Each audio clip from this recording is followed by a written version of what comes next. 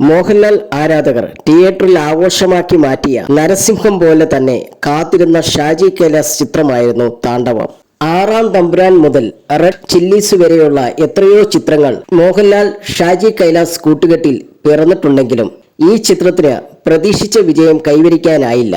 2002 ഓണക്കാലത്ത് മറ്റൊരു നരസിംഹം ആകുമെന്ന പ്രതീക്ഷയിലായിരുന്നു താണ്ഡവം തിയേറ്ററുകളിൽ എത്തിച്ചത്.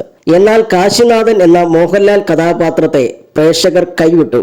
മാസ് സീനുകളും അടിപൊളി ഡയലോഗുകളും വലിയ താരനിര ഉണ്ടായിരുന്നിട്ടും സിനിമയ്ക്ക് ആളുകളെ ആകർഷിക്കാനായില്ല. പ്രത്യേകിച്ച് കുടുംബ പ്രേക്ഷകരെ ഗാന ചിത്രീകരണങ്ങളിൽ അന്നത്തെ പ്രമുഖ ഗ്ലാമർ നായിക തകർത്താടിയപ്പോൾ കുടുംബ പ്രേക്ഷകർ താണ്ഡവത്തിനോട് വിയോജിപ്പ് രേഖപ്പെടുത്തിയിരുന്നു. മോഹൻലാൽ ഉൾപ്പെടെ വൻ താരനിര തന്നെ ചിത്രത്തിൽ ഉണ്ടായിരുന്നു.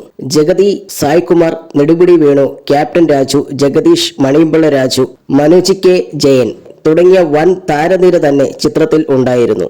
എസ് സുരേഷ് ബാബുവിന്റെ തിരക്കഥയിൽ കാശിനാഥനായി മോഹൻലാൽ തകർത്തഭിനയിച്ചു. ചേട്ടനും അനിയനും തമ്മിലുള്ള ആത്മബന്ധവും പ്രതികാരവും ചേർന്ന പ്രതികാര കഥ എന്തുകൊണ്ടോ മറ്റൊരു ഹിറ്റായില്ല എന്നതിന്റെ ഒരു കാരണം ചിത്രത്തിലെ ഗ്ലാമർ രംഗങ്ങൾ കുടുംബ പ്രേക്ഷകർ അത്രയ്ക്കും ഇഷ്ടപ്പെട്ടില്ല എന്നാണ് പറയപ്പെടുന്നത്.